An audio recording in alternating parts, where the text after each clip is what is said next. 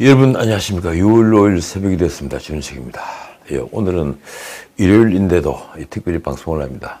내일 현충일날 대신 방송을 좀 쉬겠습니다. 아리스토텔레스와 마키아벨리는 아주 비슷한 말을 했습니다. 자기보다 못한 사람에게 지배받는 일보다 더 화나는 일은 없다. 니체는 권력의 의지, 빌레 쭈른 마트, 권력의 의지를 말했죠. 영어로는 will to powers라고 합니다. will to powers. 사람들은 왜 정치를 할까요? 이 자신이 남보다 낫다고 이 스스로 믿기 때문입니까? 이번 지방선거를 지켜보면서 제가 내내 다시 가졌던 의문입니다. 물론 권력의지는 누구나 다 있습니다. 그런데 현대 대중민주주의에서 국회의원이 되고 시도지사가 되고 대통령이 된다는 것은 참으로 큰 용기가 필요한 것입니다. 그 용기의 첫 번째는 무엇일까요? 바로 자신이 다른 이들의 삶을 지배할 정도로 지식과 지혜를 가지고 있다는 자기 확신입니다. 과연 그런가요? 신문 방송에 나오는 유력 정치인들은 우리의 삶을 지배할 정도의 지식과 지혜를 가지고 있는 것입니까? 그렇지 않다는데 제 모든 것을 걸 수 있습니다. 건방져서 드리는 말이 아닙니다. 저는 대선 후보들을 비롯해 많은 정치인들을 만났지만 단 한 번도 제가 수긍할 정도의 현인은 없었습니다. 제가 만난 정치인 수백 명 중에서 감히 말하자면 충분한 지식을 가진 이들도 10%가 되지 못했습니다. 나머지는 모두 가짜였습니다. 말하자면 정치 외에는 아무것도 할 수 없는 자들입니다. 쉽게 말해 건달들입니다. 정치를 하기 전 그들의 직업이 무엇이든 간에 말입니다. 사실 국회의원이 되고 장관이 되고 대통령이 된다는 것은 국가를 경영하는 아주 두려운 일입니다. 그런데 그 두려운 일을 감히 하겠다고 나선 이들이 헛것이고 가짜라면 그들로부터 지배받는 우리는 참으로 불행한 것입니다. 지금 민주당에서 벌어지고 있는 구주류, 신주류 이 난타전들, 그러니까 친문과 친명의 난타전은 어떻게 되는 걸까요?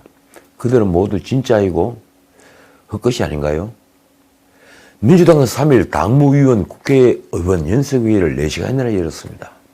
그 회의에서 지방선거 패배 이후 당 수습 방안을 논의했지만 별다른 결론을 내지 못했습니다. 이날 회의에서는 구주류 친문계가 나서 이재명 책임론을 제기했습니다. 연석회의 전에 이낙연계와 정세균계는 개파 해산을 선언했습니다. 개파 해산 카드를 먼저 던져서 이 친명계가, 그리고 친이재명계가 조직적으로 당권 장악에 나설 명분을 애초에 없앤 것입니다. 이낙연 측근이죠. 이 이병우는 경선 당시 이낙연을 도왔던 의원들은 당시 인연을 이어가고자 몇 차례 친목을 다졌다며 이렇게 말했습니다. 개파로 오해될 수 있는 의원 친목 모임을 해체하기로 했다. 모임 해체 결정이 당내 분란에 삭을 도려내고 당이 새로 태어나는 데 도움이 되기를 기대한다. 이낙연은 곧 미국으로 떠나죠. 정세균계 모임인 광화문포럼도 이날 기자회견을 갖고 해산을 선언했습니다. 포럼 좌장인 김영주와 이훈익이 기자회견에서 당이 대통령 선거와 지방선거에서 패해 포럼의 목적을 이루지 못했고 들은 계속할 이유가 없다며 한 말입니다. 나는 옳고 너는 그러다 식의 훌리건 정치를 벗어나야 이 당의 재건이 가능하다. 그러자 신주류인 친명계는 침묵함으로써 직접 대응을 자제했습니다. 회의에서는 그랬습니다. 회의가 열리자 처음엔 특정인을 공격하지 말자는 말이 나왔다고 합니다. 이 노골적인 이재명 공격을 막은 것인데 친문계는 4시간 회의 동안 일제히 이재명을 비판한 모양입니다. 언론에 보도된 서론의 말입니다. 이재명이 이낙연을 찾아가서 당을 살리자 도와달라고 삼고초려했다면 선거에서 이기기는 힘들었어도 구청장 자리는 더 끈졌을 것이다. 언론에 보도된 걸 보면 또 다른 친문계 의원은 노골적으로 이재명의 개양을 공천에 의문을 표시하고 조사를 요구했습니다. 뭔가 뒷거래가 있다는 얘기입니다. 이재명과 송영길을 개양을과 서울시장에 공천하는 과정이 투명하지 못했다. 지금이라도 조사를 해야 한다. 친문계 의원들이 반격에 나선 건 회의가 끝난 뒤 나중입니다. 이들은 친문을 겨냥해서 당의 이익보다 개파의 이익을 우선하고 있다고 했습니다. 김남국이 4일 페이스북에 쓴 글입니다. 지방선거가 끝나자마자 마치 작전하듯이 국회의원 10여 분께서 일제히 SNS에 글을 올리고 일부는 방송에서 일방적 주장을 했다. 이른바 이재명 책임론을 미리 준비했다는 것인데 이 김남국은 선거 당일 낮 1, 2시에 모여 회의도 했다고 한다고 말했습니다. 미리 이재명을 까기 위해 회의를 했다. 정말 놀라운 일입니다. 사실이라면 말입니다. 어떤 의원은 선거 결과가 나오기도 전부터 이재명을 비난하는 메시지를 고치고 있었다는 이야기를 들었다. 위장 탈당으로 유명해진 분이죠. 이 민정배도 나섰습니다. 피를 철철 흘리고 있는 자기 당 동지들이 상처에 소금을 뿌리는 꼴이다. 그는 경쟁자를 죽이겠다고 덤비는 심보는 제발 아니길 빈다며 이렇게 의모했습니다. 전우가 쓰러졌으면 우선 상처를 치료한 다음에 시시비비를 가릴 일이다. 정청래는 이재명 책임론에 대해 우리 스스로에게 침뱉고 우리 스스로 눈을 찌르는 것이라고 했습니다. 이재정은 이낙연을 걸고 들어갔습니다. 솔직히 이낙연도 사당화 논란에서 자유롭지 않다. 모든 개혁 과제를 스톱시키고 본인의 대권 행보로만 당을 활용했던 분이다. 김용민은 당권 투쟁을 당연하게 생각하면서 당 외부 세력과 권력 투쟁을 피하는 정치인들은 결국 심판을 받게 될 것이라고 했습니다. 참 놀라운 내부 분열입니다. 불과 얼마 전까지만 하더라도 똘똘 뭉쳐 있었는데 말입니다. 자, 어떻든 이제 선거는 끝나고 드디어 윤석열의 시간이 왔습니다. 누구는 검찰의 시간이 왔다고도 합니다. 윤석열 대통령은 이미 가장 힘있는 6개월 가운데 첫 한 달을 보냈습니다. 대중이 윤 대통령에게 기대하는 것은 무엇일까요? 아마도 많은 사람들은 전 정부 적폐청산을 기대할 겁니다. 제 주변에도 그런 분들은 굉장히 많이 있습니다. 문재인 시대 폭정으로 엉망진창이 된 나라를 대청소해서 정상국가로 회복시키는 일 말입니다. 정상국가로 복원, 그걸 기대하는 겁니다. 그럼 국가 청소를 제외한다면 집값과 일자리는 모든 여론조사에서 새 대통령에 대한 기대 1, 2위를 다투는 과제입니다. 말하자면 대중이 체감하는 문재인의 최대 실정이 바로 집값과 그리고 일자리인 것입니다. 그런데 그게 만만치 않습니다. 제가 오늘은 좀 단순하게, 아니 간단하게 말씀드리겠습니다. 귀찮지만 그리고 지겹지만 좀 들어주시기 바랍니다. 집값을 근본적으로 안정시키려면 주택시장의 규제 대신에 자유를 확대하는 것도 중요하지만 무엇보다 세제 개혁을 해야 합니다. 그걸 언론이 다들 놓치고 있더군요. 시장의 자유보다 세제 개혁이 더 필요하다는 겁니다. 민주당이 밀어붙인 임대차 상법과 종부세, 양도세 등 세금 폭탄은 집값 폭등과 전월세 대란을 불렀습니다. 무엇보다 우리 세제는 집값을 떠나 너무 복잡하고 불합리해서 근면하고 성실한 사람을 좌절하게 만듭니다. 복지는 서구로 따라가면서 세제는 서구와는 정반대로 갑니다. 그건 우리 사회를 망가뜨립니다. 일자리는 어떤가요? 세금으로 만든 관제 일자리는 그게 공무원을 늘리는 것이든 그리고 알바 일자리를 늘리는 것이든 모두 미래 세대의 빚입니다. 10대 그룹이 천조를 투자한다고 해서 일자리가 당장 마구 만들어지는 것도 아닙니다. 천조 투자에 걸맞은 전문 인력이 하루아침에 생기는 것도 아니니 말입니다. 무슨 반도체 인력만 얼마나 부족합니까? 일자리를 만들려면 무엇이 필요할까요? 다들 알고 계시죠? 우선은 노동 유연성을 확보하고, 그러니까 필요하면 해고가 가능해야 하고, 그리고 생산성을 높여야 합니다. 윤 대통령은 후보 시절인 지난 1월 신년 기자간담회에서 잠재 성장률을 4%까지 끌어올린다고 했죠. 저도 깜짝 놀랐고 박수를 쳤습니다. 아, 이제 공부를 제대로 하신 분이 등장했구나. 그런데 잠재 성장률을 무슨 재질로 올립니까? 갑자기 청년 노동 인구가 느는 것도 아닙니다. 잠재 성장률을 올리려면, 그러려면 노동 유연성 확보와 생산성 향상은 필수적입니다. 우선 무엇이 필요할까요? 바로 탈규제와 노동계획입니다. 또 공기업의 생산성 향상은 민영화가 반드시 요구됩니다. 경쟁만큼 더 좋은 생산성 향상 요인이 없기 때문입니다. 저는 전기, 수도, 가스 같은 이 기초생활과 연관된, 국민의 기본적인 생활과 연관된 공기업 외에는 모두 민영화를 해야 한다고 생각합니다. 문제는 노동계획과 세제계획은 임기 초에 하지 못하면 성공할 가능성이 아주 희박하다는 점입니다. 그래서 저는 인수위를 주목했습니다. 참고할 예도 많이 있습니다. 영국의 마그리트 대치도 있고 프랑스의 에마뉘엘 마크롱도 있습니다. 그런데 인수위는 노동개혁, 세제개혁은 말 것도 없이 연금개혁과 교육개혁, 공공개혁 등의 그 어떤 청사진도 내놓지 않았습니다. 뭘 한 겁니까? 새 정부 한 달이 지나가고 있는데 별다른 안이 제시된 것도 없습니다. 그러니 일자리 창출은 고사하고 해외로 나간 일자리를 다시 불러오는 리쇼어링 계획은 지금 전혀 기대할 수 없습니다. 사정이 이런데 제가 어제 말씀드린 대로 경기 침체에 물가는 상승하는 SE 공포, 그러니까 세그플레이션의 공포가 현실화되고 있습니다. 솔직히 이미 초입 단계입니다. 우크라이나 전쟁이 몇 달 더 계속되어 원유와 곡물 가격이 고공행진을 계속한다면 우리 물가는 하반기에 6%대 상승을 계속할 것입니다.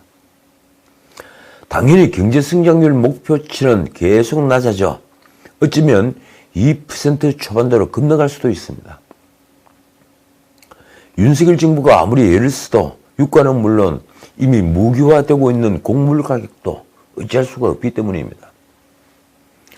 당장 석유류는 34.8%나 급등을 했고 그 중에서도 경유는 다들 아시다시피 상승률이 45.8%나 됩니다. 지금 휘발유보다 더 비쌉니다. 곡물도 밀가루 26%, 돼지고기 20.7%가 올랐습니다. 짜장면 값, 돈가스 값 등 시중 음식값이 오를 수밖에 없습니다. 이러니 일부지만 우리 경제가 이미 세그플레이션에 진입했다는 주장까지 나왔습니다. 저도 마찬가지입니다. 세그플레이션에 진입했다. 이럴 때 정부가 내놓을 해결책은 무엇이 있을까요? 말씀드린 대로 물가 안정을 위해 쓸 카드는 아주 제한적입니다. 예컨대 유류세를 더 낮춘들 국제유가가 배럴당 150불을 넘나들면 효과는 미미합니다. 곡물 가격은 더 말할 필요조차 없습니다. 그렇다면 방법은 하나뿐입니다. 생산성을 높이고 성장률을 높이는데 모든 정책 역량을 쏟아붓는 것 외엔 달리 방법이 없는 것입니다. 생산성을 높여 상품 가격을 낮춘다. 그래서 물가의 상승률을 더디게 한다. 그 외에는 다른 방법이 없습니다. 추경호는 경제단체장을 만나 이렇게 obso했습니다. 가격은 올리지 말고 생산성 향상 등으로 가격 상승 요인을 최대한 흡수해달라. 그러나 무슨 재주로 생산성을 단기간에 끌어올리는가요? 한국은행은 앞으로 수개월간 물가 상승률이 전년 대비 5% 이상 고공행진을 할 것으로 봅니다. 그러니 한은또 기준금리 인상을 통해 물가 중심 통화정책에 총력진을 부릴 수밖에 없습니다. 금리를 올려서 물가를 잡는다. 물가가 뛰니 소비가 얼어붙는 것은 또 당연합니다. 자영업자들이 매출과 수익도 줄어들 수밖에 없습니다. 매출은 떨어지고 원가는 오르고, 그러니까 자영업자가 미칠 지경입니다. 소비자가 예상하는 향후 1년이 소비자 물가 상승률인 기대 인플레이션, 이 기대 인플레이션은 9년 7개월 만에 최고 수준에 이르렀습니다. 한국은행이 지난달 발표한 5월 기준 기대 인플레이션은 3.3%로 전월 대비 0.2%포인트가 올랐습니다. 말하자면 고물가, 고금리, 고환율, 이 3고에 생산, 소비, 투자, 이 거대 지표가 모두 추락하는 3저 현상이 당분간 계속된다는 것입니다. 3고의 3저. 이럴 때 정부 복지에 기대는 저소득층도 어렵지만 가장 어려운 게 누구일까요? 바로 중산층입니다. 가장 먼저 무너지는 것도 중산층입니다. 가처분 소득 감소에 물가 상승으로 구매 역량은 턱없이 줄어 빚이 계속 늘어나기 때문입니다. 특히 1850조가 넘는 가계부채는 언제 뇌관이 되어 폭발할지 모릅니다. 무엇보다 반도체를 포함해 설비 투자가 줄어드는 것이 경기 침체가 본격화된 게 아니냐는 의구심을 낳고 있습니다. 어제 신문들은 일제히 눈앞에 닥친 경제 위기를 헤드라인으로 다루고 있습니다. 모든 신문이 이 경제 뉴스가 헤드라인이었습니다. 조선일보 헤드라인입니다. 물가 5.4% 상승, 윤 경제 태풍권에. 이 경제 태풍권이라는 말은 윤 대통령의 말입니다. 그 아래 생활 물가는 6.7% 올랐다는 소제목이 있습니다. 동아일보 일면도 대동소이합니다. 물가 5%선 또 뚫렸다. 윤 경제위기 태풍권. 중앙일보 역시 윤 대통령이 어제 기자들에게 경제 상황을 말한 걸 헤드라인으로 삼았습니다. 윤 대통령 경제위기 태풍권 작심 경고. 경제지를 볼까요? 한국 경제는 물가에 초점을 맞췄습니다. 금리 인상도 역부족, 천장 뚫은 물가. 매일경제 헤드라인도 마찬가지입니다. 그런데 더 비관적입니다. 5%대 고물가, 여름 내내 지속된다. 진보진영신문이죠. 경향신문 헤드라인 또 마찬가지입니다. 14년 만에 5%대 물가 상승, 숨통 죄인은 민생. 정말 민생이 어려워졌습니다. 어쨌든 이번 경제위기는 우크라이나 전쟁으로 시작된 유가와 원자재 가격의 급등에다가 이 중국의 코로나 재확산으로 인한 봉쇄 등으로 촉발된 것입니다.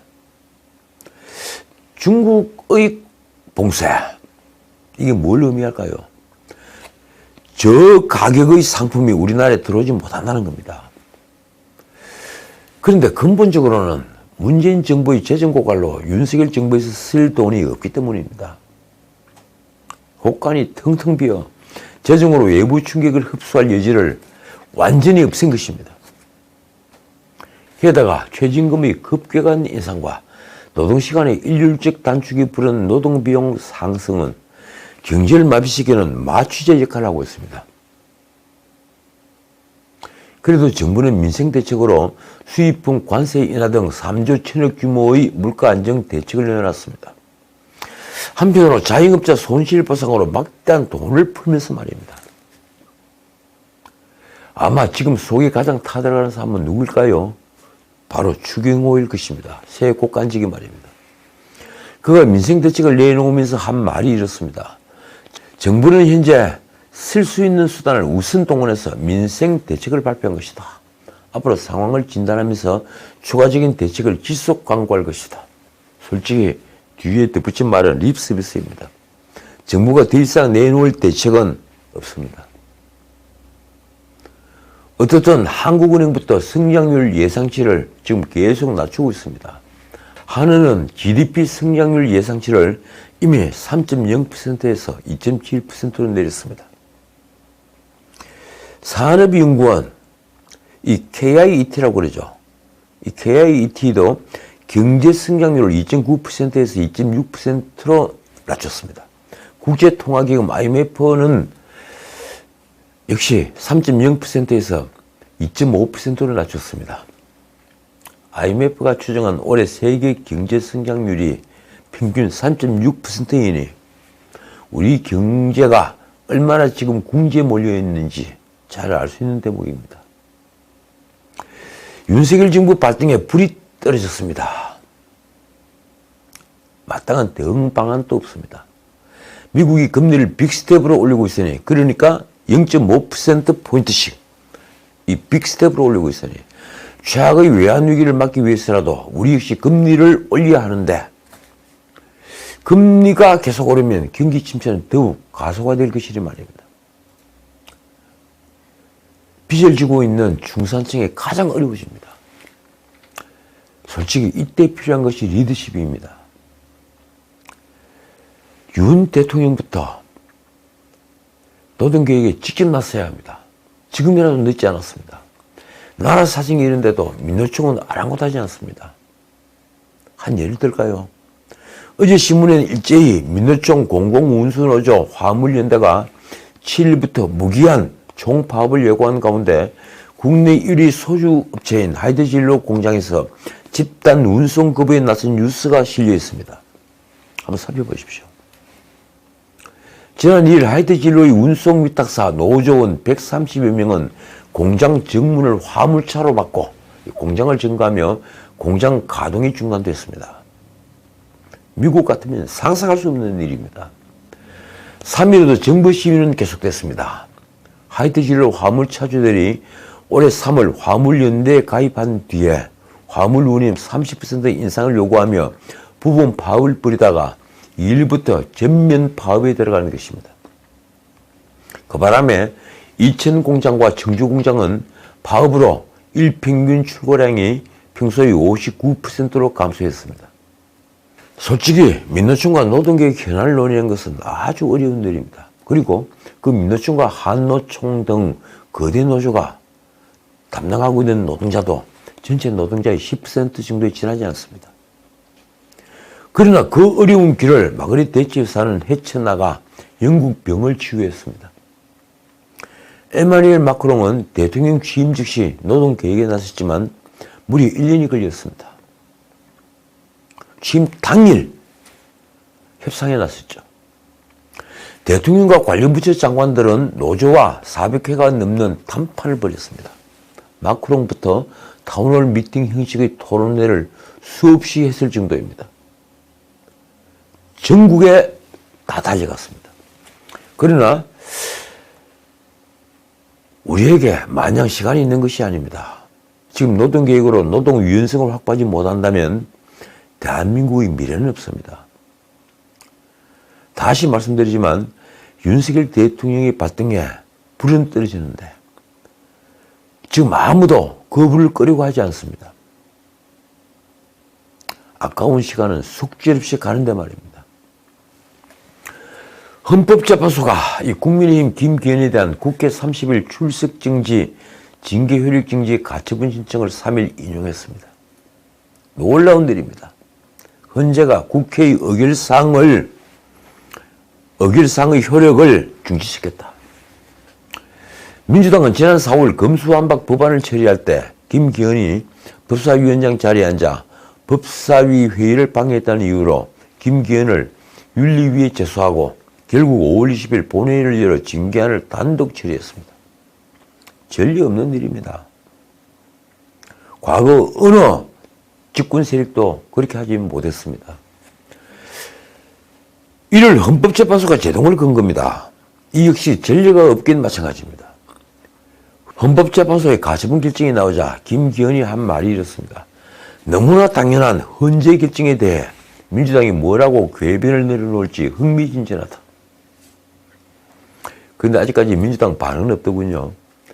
그는 3일 오후 페이스북에 이성을 상실한 민주당 지도부가 광란히 칼춤을 췄던 국회 초유의 사건이라고 쓰기도 했습니다. 들어보십시오. 참 재밌습니다. 김기현이 미워 남극섬에 위리안치 시키겠다는 이재명. 이재명이 그랬죠. 국회 역사를 치욕으로 얼룩지게 한 박웅건. 민주당의 마녀사정의 부안회동에 역사의 길이 남을 흑역사를 쓰신 박병석. 제가 존칭은 좀 더 승인하겠습니다. 이분들이야말로 중징계를 받아야 할 대상이다. 그렇습니다. 민주당의 처사는 정말 이해할 수 없는 오만입니다. 오만 그 자체입니다. 자신들은 온갖 편법과 꼼수를 동원하면서 그걸 막으려 한 김기현의 행동을 징계한다. 도대체 정치인 이전에 양심은 어디 시궁창에 갖다 버린 것입니까? 김기현은 또 이렇게 쏘아붙였습니다. 민주당 내에서도 양심이 있는 일부 의원들은 지도부 눈치 보느라 마지못해 지시에 따르지만 속으로는 부끄러웠을 것이다. 어쨌든 헌재는 국회가 의결한 징계안의 효력을 정지시키는 큰 결단을 했습니다. 지금 헌재도 사실상 문재인 전 대통령이 임명한 분들이 다수인데 말입니다. 결국 대한민국 국회는, 아니 민주당은 역사에 큰 오점을 남긴 셈이 됐습니다. 이번 헌재 결정으로 이 민주당의 폭거는 수많은 교과서에 실려 두고두고 후학들이 조롱거리가 될 겁니다. 호랑이는 죽어 가죽을 남기고 사람은 죽어 오명을 남기는 것입니까? 그렇게 됐습니다. 모두 헛것들이니 말입니다. 지금까지 지른책이었습니다.